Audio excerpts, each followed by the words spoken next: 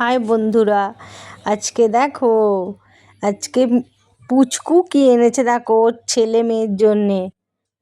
দেখো শিকার করে নিয়ে এসছে, একটা বড় ইঁদুর ধরে এনেছে।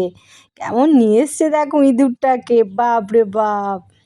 দেখো এবারে ওর মেয়েকে ডাকতে এসছে, একটা মেয়ে বসে আছে, এই দেখো কেমন নিয়ে যাচ্ছে মেয়েটাকে, বাবা। আর এই যে এখানে একটা শুয়ে রয়েছে, এই যে ঘুমাচ্ছে, ওকে তুলে দিয়েছি আমি, এই যে তুলে ছেড়ে দিচ্ছি। যা মায়ের কাছে, মা শিকার করে এনেছে তোদের জন্যে।